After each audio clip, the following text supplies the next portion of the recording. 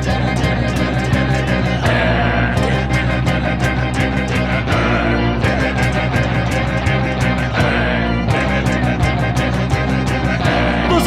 not a party's a man who fights crime, and we're gonna watch him fight for a minute at a time with John and Niall and a guest who doesn't rhyme. It's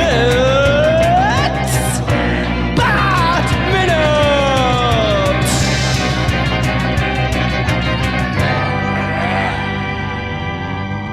Hello everyone, and welcome once again to Bat Minute of the Phantasm. It's a podcast you might want to get to know. Because we talk about every minute of Batman, Mask of the Phantasm, 1 minute at a time.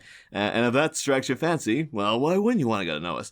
I am one of the hosts, Niall McGowan. I am your other host, John Parker, and I know my priorities. Top quality Bat chat.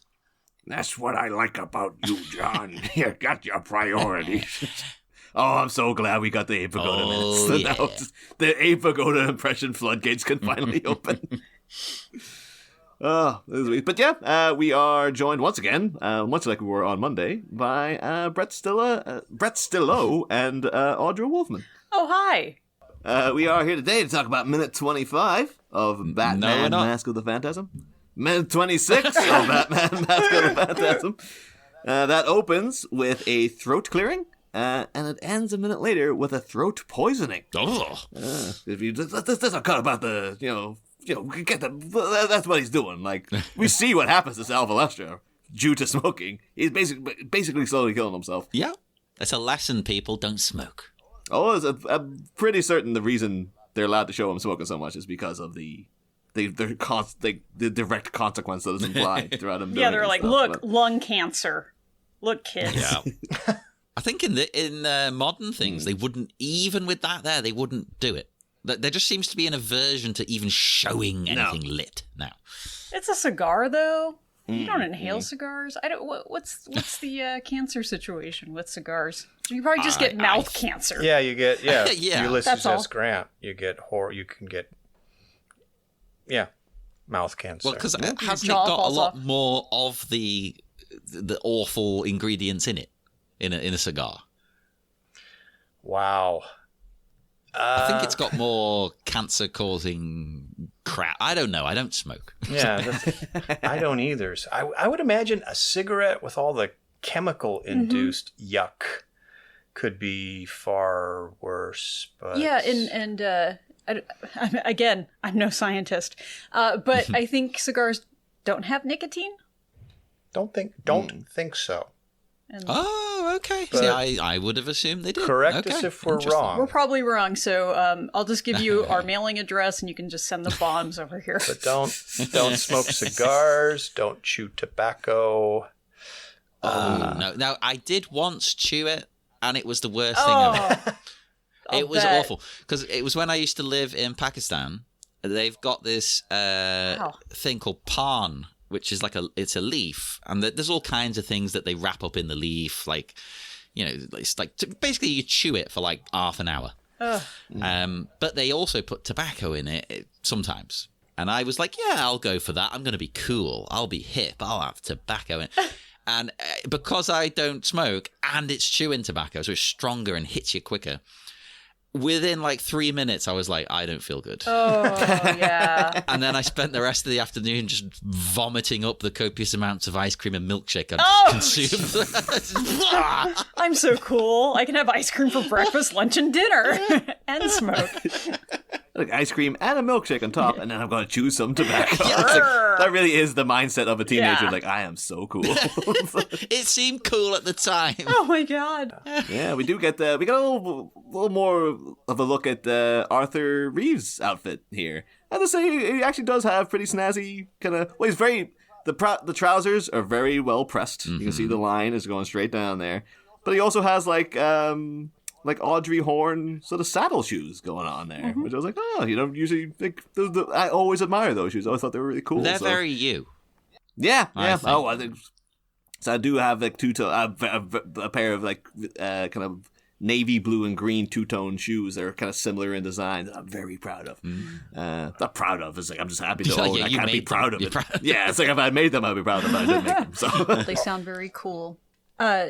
in that, if we're going by like a 40s deco look thing, it's like teenagers wearing those then.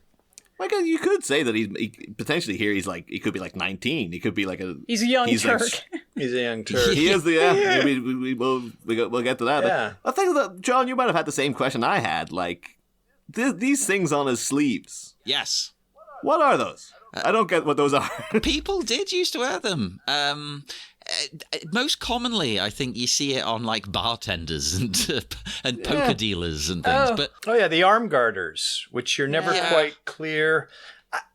I never bothered to look it up, but I always assume maybe it had something to do with long sleeves and cufflinks and wanting to make sure your sleeves were up more or something. I'm guessing it keeps things in line and keeps things in place. I don't know. Much more interesting. He probably has like sock suspenders as well. Under there. But they at least have a purpose. Yeah. Yeah. And the it's always one of those points of contention between like US and UK of like over here you call them braces. Yeah. But I think in America you call them suspenders. And as over here suspenders would be like, no, that's more of that's lingerie. Yeah. But I always say suspenders by default, and then people are like going, no, they're called braces. And it's like, oh my god, who cares? Well, we put braces on our teeth though. We do that over here as well, but yeah. Things can have two meanings. Madness. No. It can be two things. No, it can't. But then we're going to go back. I'm pretty sure we brought it up a couple of seasons ago. We're going to start talking about sweaters versus jumpers again. Okay. Because over here it's a jumper. We could have got into it last minute when the sweater girls were being talked about. Jumper girl. It's too late. You had your chance. I kept my mouth shut. I was like, I'm not going to go down that road again. But we might as well jump to the thing like the elephant in the room. The hot young Turk in the room that we're all clearly desperate to talk about. Is that, Carl Beaumont does refer to, Arthur Reeves, one of our hot young Turks. Yeah, I would have said turd, but okay. Hot young turds. You can see him in Hot Young Turk magazine. Fall issue. Like, what do you guys? Because John, you said you'd never heard this term before. Like, Audra, Brett, were you familiar with the term, like, young Turk and stuff? I've heard it in, like, old movies and stuff, and I didn't really exactly know what it was, except I knew it was some kind of, like, political movement from the Ottoman Empire. Oh, yeah. That's why it's even more shocking. I studied politics at university, and I still was like, huh? What? Oh, wow. For some reason, I've maybe growing up in San Francisco in the 70s, it seems like it was it was associated with the gay community.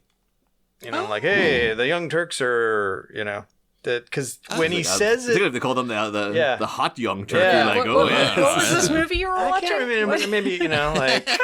Look at a bar in the cast. Come see our Young Turks. It's Young Turk night. Somehow I correlate like it Turkish men as a homoerotic, like, hey, he's our Young Turk. Like Turkish baths. I guess that's kind of homoerotic. Yeah. And then we're going into the world of gay saunas. Yeah, Sure. But yeah, we were already there last season with Poison Ivy's hideout. Was a Turkish bath. Yeah. So. But I would say that phrase is a good example of it's a cartoon. I suppose its primary audience were kids, but they through in the movie and through the series they're always throwing in adult references and adult things like smoking and and dialogue. So they're always... It does sound weird. Like if a kid was to come out to their parents and be like, "Dad, what's a hot young Turk?" Yeah. Where's the magazine? What have you been watching? I mean, can you imagine that phrase used in Scooby-Doo? I would have gotten away with it too if it weren't for you young Turks. Hot hot young Turks. You hot young Turks.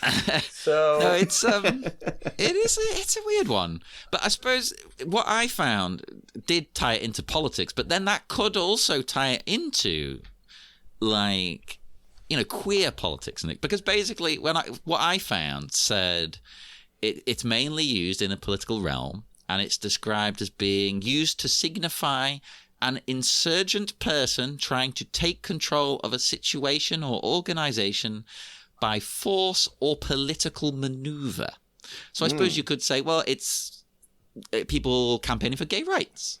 You could say that's political maneuvering. I know that has a negative connotation, but it doesn't have to. Yeah. And basically, like, it's named after, like, it was a political reform in the earliest 20th century that favored replacement of the Ottoman Empire's monarchy with a constitutional government. And there was a revolution. And then it sort of became quite a violent revolution. That became then associated with, like, people wanting to do any kind of political insurgency. Was like, oh, they're like the Young Turks. And whatnot. And that's why the major reason I know it is, well, one, there's a Rod Stewart song called Oh, Young I was about Turks. to say, can I form a band called the Young Turks? I think there is a band called the Young Turks as well. Damn it! But no, most like I don't know, maybe it's just like I would have thought maybe someone would have come across them. But there's like a giant, like very, very well known YouTube channel on the extreme left called the Young Turks. How do I not know this then? I'm a commie. Yeah. They're proper, like, they're the ones that always, they were, it's like, when Trump was elected, they were just full on meltdown mode and stuff. The guy, like, it's always, the guy's called, like, Cenk Uygur, I think his name is. And then Anna Kasparian. And they're just like, they're proper hardcore lefties, and they just rant and rave at a table on YouTube all the time. I think I just automatically assume any political commentary on YouTube is trash, so I ignore it. Oh, and the thing is, because they're just, they're just very loud as well. You kind of it gets to a point of being like, I just can't deal with this anymore. Even if I agree with you, I can't deal with watching it. And then, of course, in classic way that always happens, we're like, well, at least these people are like on the right. And then recently, Anna Kasparian came out with some very kind of turfish, comments. And I was like, oh god, here we go. Unfortunately, you get a bit of that on the left. Yeah, which you wouldn't think you would. You do. Yeah. But yeah, that's what. So I was like, oh yeah, Young Turks. Where did they get that name? Years ago. I was like, why is this YouTube channel called the Young Turks? And then looked it up, and I was like, oh, it's to do with this, this group that took over from the Ottoman Empire. And well, stuff. we hereby change our company from Sleepy Charlie Media to just the Young Turks. Yes, the Hot Young Turks. Hot John. Young Turks. Yeah. I mean, that's a given. I mean, look at us. I think your numbers are going to go way up. Yeah. And then I'm people, checking all out the this comments are going to podcast. be like disappointed. Wait for I was it. expecting more hot action. That's just annoying too, because I throughout making my notes this whole week, even though there is a Rod Stewart song, it's quite a catchy poppy Rod Stewart song called Young Turks, my mind kept automatically going to the Shin song Young Pilgrims, and so I've had that stuck in my head all week, even though it has nothing to do with the Young Turks at all, but it is a very good song. So thank you, Mask of the Phantasm, for bringing that into my life again. I do think Carl here, though, he's kind of, playing into this Young Turk reputation for Arthur by, saying Bruce should get to know him.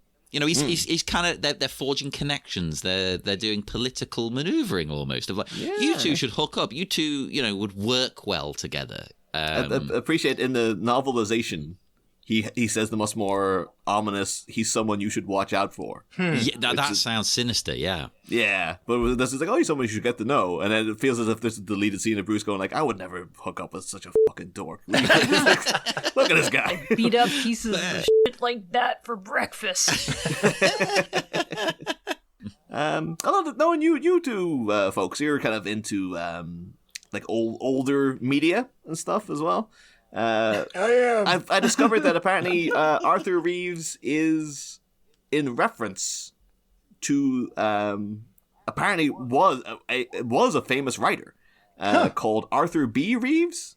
Have you Not familiar, but what did he write? What did he wrote? He created a character called Craig Kennedy, who was like a detective who apparently was like the American Sherlock Holmes, but this was like in like 1904. Okay, that era. I think I've heard of Craig Kennedy, but that again, that shows the depth that the creators of this I'm trying to come, because this movie is an extension of a very successful series, and they were drawing from so many aspects of pop culture, pulp culture. These guys knew their comic books. So, well, that's the thing, because Arthur Reeves, he is a character. This frustrated me because it would have been such a perfect. Oh, look at how beautifully that came together. But frustratingly, for this purpose, Arthur Reeves actually is from the comics. Like he's a character who was around in the 70s. But Arthur B. Reeves also wrote like very, very early movies, like silent movies. He did one of those things like, I was hired to write movies. I wrote like 7 in 1 week, and back in the day. Yeah. But apparently he created a film called The Exploits of Elaine, which is in the vein of those like damsel in distress movies, like the Perils of Pauline. Yeah. Was it's the same lady. Yeah. Was it a serial? Yeah. Okay. Yeah. But within that, he had a character called the shadowy, mysterious figure of the Clutching Hand, and that is heralded as the first mystery villain ever presented on film. Like, they had a masked figure, and you had to try to work out who it was. And that's this movie. So I was like, well, that's what you're doing with the Phantasm. So I was like, holy moly, that would be amazing if that's why he's called Arthur Reeves. And then I was like, no, it's in reference to the character from the comics. I was like, God damn it. Yeah, but that would have been amazing if that had been a thing they'd done. But I feel like that could easily be 2 steps removed. That, in reviewing this, one thing that struck me was, the guys who made this, I know it was more than Deanie and Tim. There were quite a few other guys who contributed, but there was, of course, Michael Reeves as well, who just passed away recently. He was working on this. Michael Reeves, and just Alan Bennett, or is it Burnett? Burnett, yeah. Burnett. Sorry, Alan. But one thing that struck me was I'd kind of forgotten about was, their biggest source of inspiration was 1970s Denny O'Neil, Neil Adams Batman. And you're saying that, Arthur Reeves is a character who was written into the series in the 70s. Yeah, it's quite possibly a Denny O'Neil. And, that guy was drawing so heavily from, film noir and pulp magazines and stuff like that. So kind of interesting that I think they're in the same orbit in some way or another. And you do find like, it's no accident that characters have these names, they aren't just randomly picked. Otherwise he looks like he belonged to a weird frat run by Dilton Doily. That's what a fantastic name. Yeah. Should also say too, the painting in the background, you saw it better the last minute. But I was trying to say, is there any significance in that? And the only thing I can kind of draw is that it's supposed to be like a nighttime scene of like a little waterfall in a park or something. Yeah, it's very but there spooky. is a kind of it reminds you a lot of the cemetery scene, like with all the dead twisted trees and stuff. And in the background you can see a kind of black. I think it's just supposed to be another tree, but it looks like it reminded me of when the guys saw the Phantasm in the distance and were like, "It's the bat! It's the stinking bat!" Yeah. So I don't know if they're trying to do like a little subconscious, like if the audience are like, "Oh, signaling that maybe Carl Beaumont is the Phantasm and stuff," but it goes. Yeah, and just that whole aesthetic that you see. It's this this dark realm. Everything is like negative coloring and shadows, and they just really did a great job of sticking to that look and that, just making a point.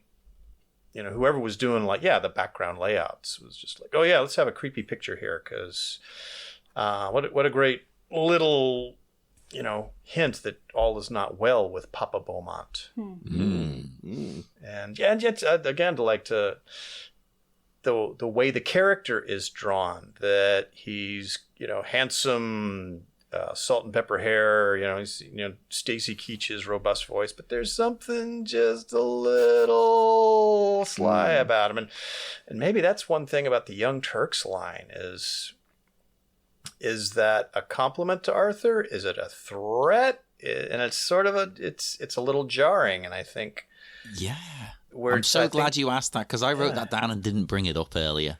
That is it a good thing? Is it a bad thing? Is it neutral? Is it just an observation? Yeah. I don't think he's saying it just. I mean, he could have used some like 1930s. Arthur here's a real go-getter. He's going places, but no, he's a young Turk. Yeah. It seems like he's fully aware that this guy's a little bit. He's out for himself. Yeah. And he's kind of doing a backhanded compliment. That's the thing is too. Is like he's like we're talking about like a young Turk as someone that there's an insurgency implied. Yeah. And it's like, well, Arthur Reeves, he becomes a political candidate for one thing, and he also kind of ends up being part of the violent overhaul of Carl Beaumont as well. Because This guy wants my job. Yeah, but without just saying it. Yeah, I think he's. Yeah, it's fair enough to say I think he's got Arthur in his radar, and at that point he can joke about it. Yeah, this. Yeah, at some point it's either him or me. He's but again, definitely a keep your enemies close guy. Yeah. this is the thing we've already dealt with in the show, but now we're going back in time from 1997 to 1993. But this is the whole thing with Arthur Reeves is kind of predating what became a trope in the Schumacher movies of like, the bespectacled nerdy like guy who's very unassuming becomes like a major villain throughout, because it happened with Edward Nygma, it happened with Pamela Isley, but Arthur Reeves is like, oh yeah, the little dorky guy with the glasses.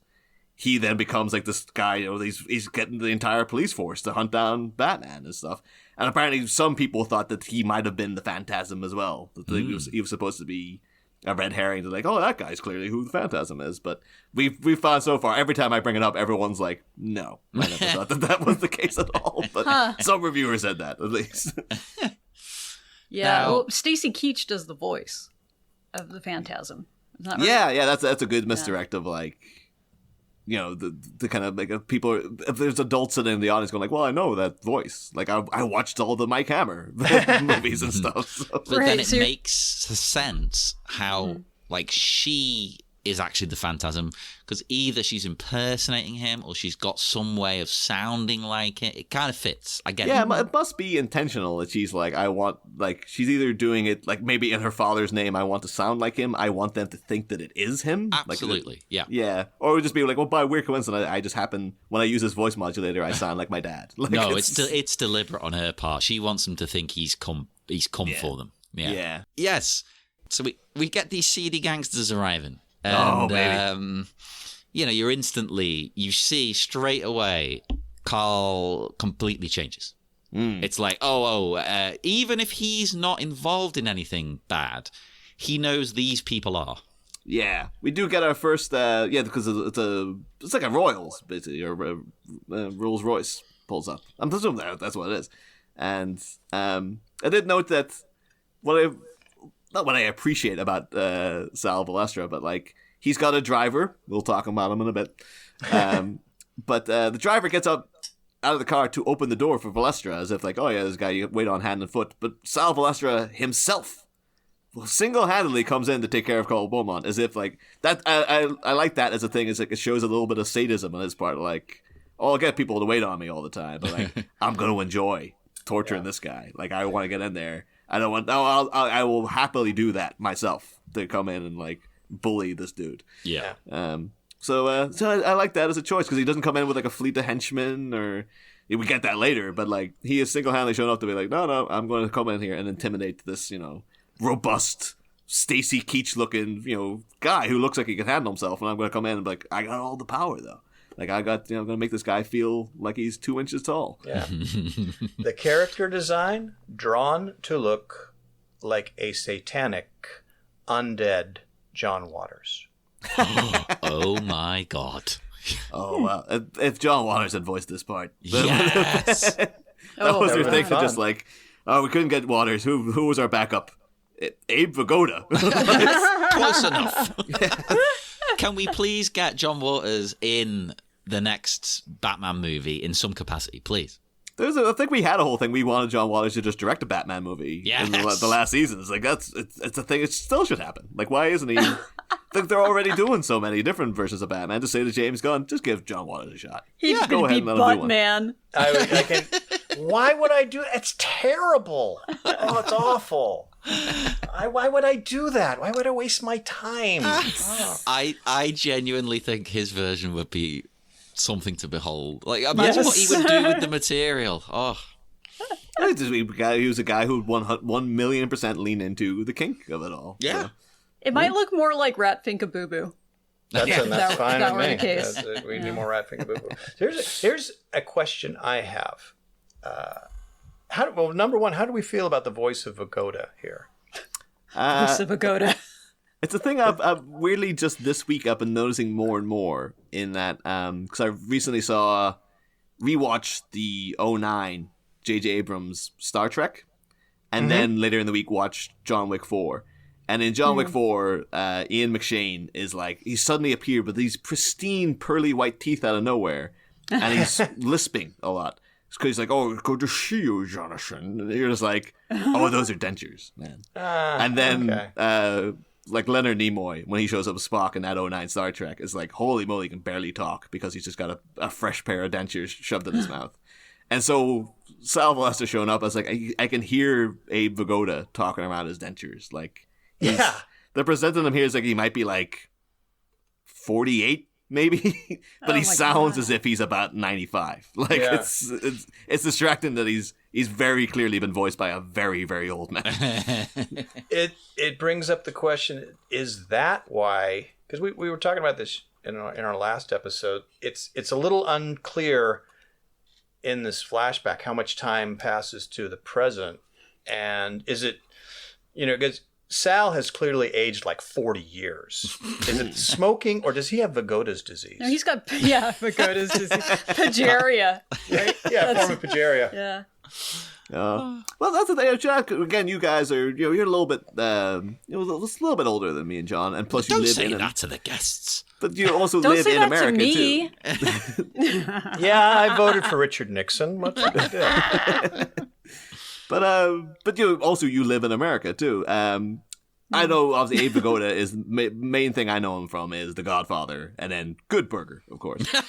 But I understand that one of his big things was he was Fish in Barney Miller. Yeah, which is a show I've never seen, but I keep hearing about. No, that was not a thing here. I've never seen that. It's one of those things. Every time someone has to make a joke about like a cop, they'll either call them Barney Fife or Barney Miller. I think it's because the name Barney is just inherently funny. I think it's the problem. It is. Highly entertaining, irreverent sitcom in the 70s. Don't know if it holds up after almost 50 years. But yeah, he, I guess more, he plays, Fish, who's sort of always on the verge of retirement. And the running gag is he's got all these health problems, but kind of brings up a bigger thing. Yeah, Vigoda looked much older than he actually was, and I think he looks 20 years older than The Godfather. And of course, you look at actors of different generations; they just also looked older than they were. But I think we could probably also think of other people who, when they do a role. Well, here's a good one, like Angela Lansbury in The Manchurian Candidate, who plays Lawrence Harvey's mother, and they're like 2 years apart. God. Stuff like that. I mean, there's ending up playing a much older character when you're like 35. I think we could look at maybe the career of Steve Buscemi, and I think he's had, Shelley Winters went through that a lot. Shelley Winters too, but I think it also helped Abe Vigoda have a very long and colorful career because I did when I was a kid. I had not seen The Godfather, but I did watch Barney Miller, and he was a funny character and he had a great delivery. But I was surprised years later. It was like, oh, that guy's got to be like 65. No, he's like 45 or something. People seemed older then. Yeah. No, but it goes back to Sal. I mean, is it the smoking? Is it just that he is such an evil character that it ages him? Because I mean, he's like Nosferatu old. He's like, Emperor Palpatine. He Palpatine old. He electrocuted someone, and it turned him into that. Yeah. Or it could be that he's just recently drank some blood, and that's why he looks okay in this scene. Yeah. He's going through a bit of a drought in the present day plotline. Is he a Dracula? He is a Dracula. Yeah. He's got some Dracula, like I said, he's sort of like an undead John Waters with that pencil thin mustache. And... He does later on say, too, like, you'll give us the money or I'll have your heart in my hand. Yeah. So it could be that I plan to eat your heart. That's my whole thing, To quote guest of the show, Ash Lerczak, and his band, Zombina and the Skeletons, I got Dracula blood in my veins. There you go. No. There you go. So I mean, but he's a very good bad guy. I think, because of the dentures, he does sound a little bit like Humphrey Bogart here, and that's a little bit of a distraction. I do like that it was Abe Vigoda doing the voice, but I think the way he's drawn, he should have more of a Richard Widmark nasally venomous kind of voice, like I thought you were going to go say Richard Kind there. Richard Kind. Same thing. Oh, really. Richard Kind would be even better. You're going to give me that money, and we're going to go and take care of business, and I'm going to have your heart in my hand. What were we watching? History of the World Part 2. Yeah, when he plays, he's basically playing not quite George Martin, but he's doing the biblical George Martin. You guys would appreciate, I think, the really bad British accent that Richard Kind does. It comes and goes. It's really good. Yeah, it's kind of perfect for Richard Kind. Yeah. And he's got a bad Beatle wig on. It's amazing. Awesome. Kind of awesome.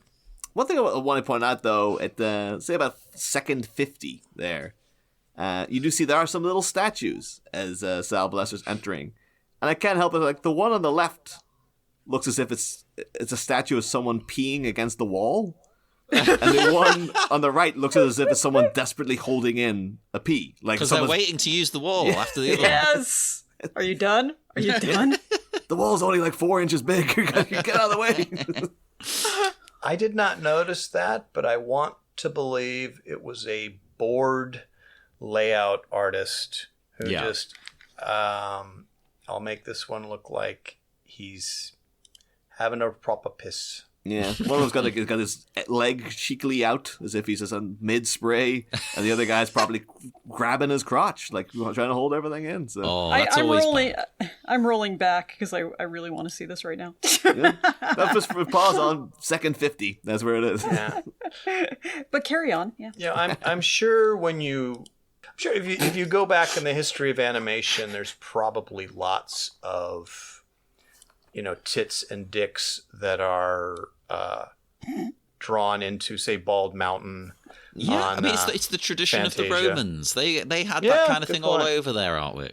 Yeah. One of the most ridiculous ones is actually in DC Comics. If you want to Google the character of Anti-Lad, and he's like a guy, it's very, very blatantly that his head is a penis. Like, there's just no way around it. Even the coloring is just like, well, they're not even trying to hide it. But I guess back then they're like, adults aren't reading this. No one's going to notice. So it'll be fine. We'll get away with it. Funny that he's called Anti-Lad then, when he's the embodiment of a lad. Is that actually his brain on the outside of his head? I think that's supposed to be like a hat. Anti-Lad. I mean, besides it being like, the head of a penis. I could never understand why they didn't do a team up with him and Uncle Girl, but well, he's an actual dickhead. So. Yeah, he is very much. Yeah, indeed, off-camera laugh as well as in action. But yeah. So Abe Vigoda, Sal Balestra, swaggers in, and of course we get the great, just some great dialogue. Simple but great dialogue of Virginia, the secretary, mentioning like, Mr. Valester says he has an appointment. Virginia says, he's not on the books, but he says he has an appointment, and Carl Beaumont clearly terrified, saying like, if he says he has an appointment, then Mr. Valester has an appointment. Yeah, you don't send him away. Yeah. Although before, actually, we have skipped past like one very important bit though.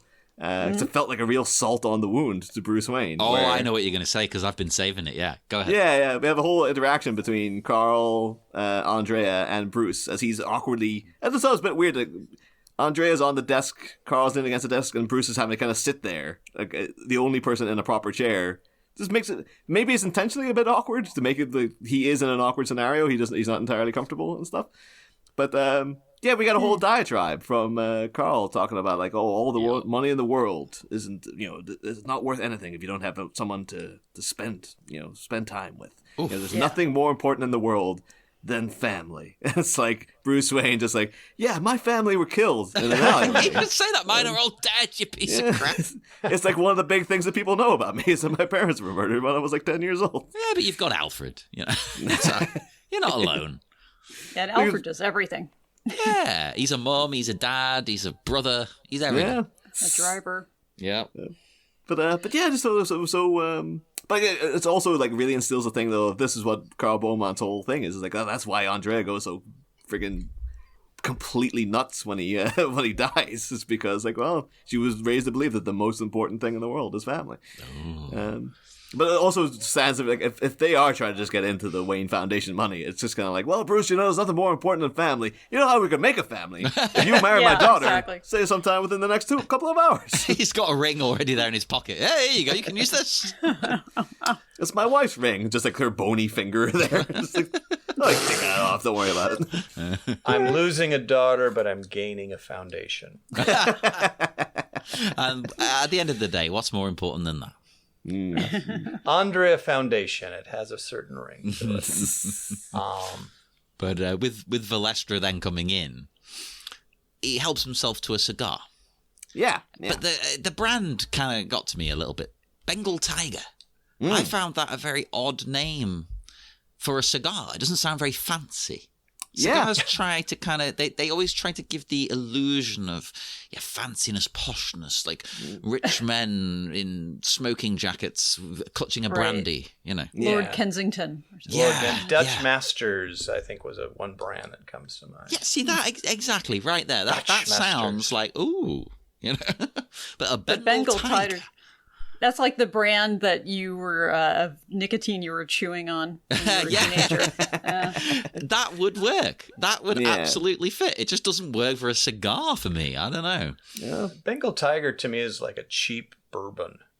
Could I pick up a fifth of Bengal Tiger? I think here it might be like a beer because we get all we eat here is Indian food. So we got like a Cobra. That's a beer that you get with your curry. Cobra beer. Yeah.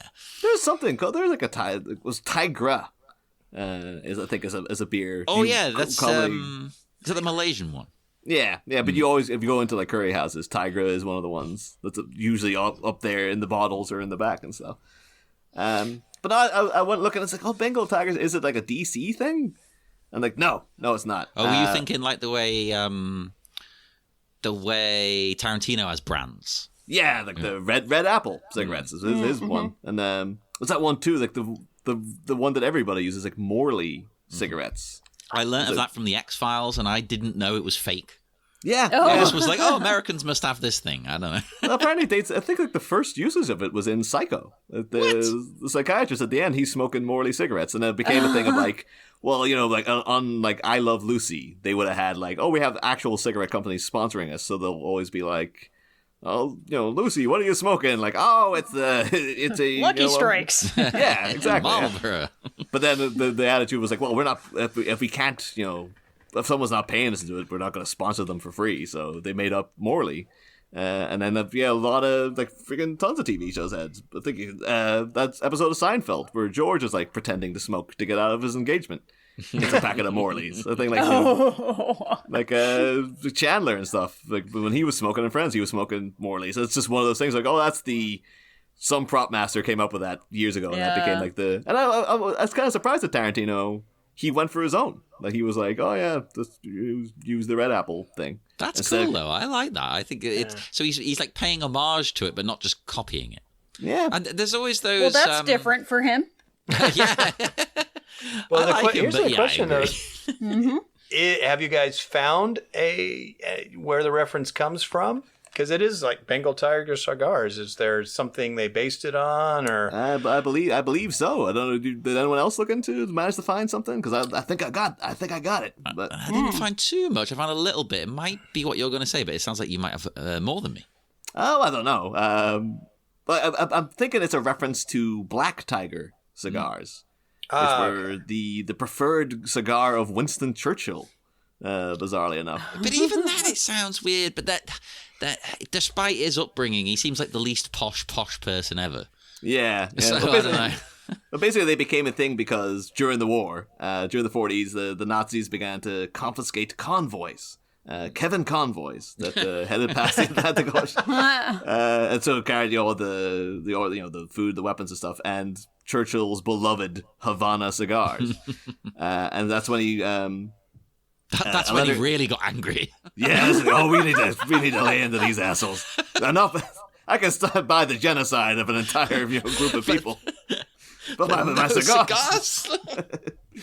Wow. But that's when a letter named Top Secret came to Madras government. It was from the CCA, which they believed was an abbreviation of Chief Confidential Assistant, but turned out to be the Churchill Cigar Assistant, who was a cigar chaser who was responsible for transferring Trinchapalli cigars from Trinchi in India. And apparently, Churchill had a whole thing then where he just went all in with these Black Tiger cigars because they were the closest thing to Havana. And, well, to be fair, if we're going to conquer other lands like India, you might as well use their products. You're not going to help them out a little bit. We're dominating them. wow? But yeah, so I'm thinking that might be because that's a bit so Bengal tigers, Black Tigers. Works and then for me. The public perception of Churchill at this time is what a great man. Changed a little bit since. Not so much nowadays, not so much. But maybe the writers or the animators knew. They're like, well, you're having a bad guy smoking a thing that's in reference to Churchill. It's almost implying that Churchill was a bad guy, kind of thing. But, that would be controversial even back in the 90s, I think. Yeah. Because it's only really in the last few years people are like, you know what? I think Churchill calling for violently quelling Indian revolts, I think that's a bit bad. Yeah. I'm just really surprised though they just didn't paint on Morley or something. They would have went for. I guess if Morley is cigarettes, then maybe it's well, this is cigars. But very few cigarette companies seem to make cigars. I don't know what that's all about. Unless I'm completely wrong. Again, I don't smoke. I smoked 3 times when I was a teenager and was like, this is gross.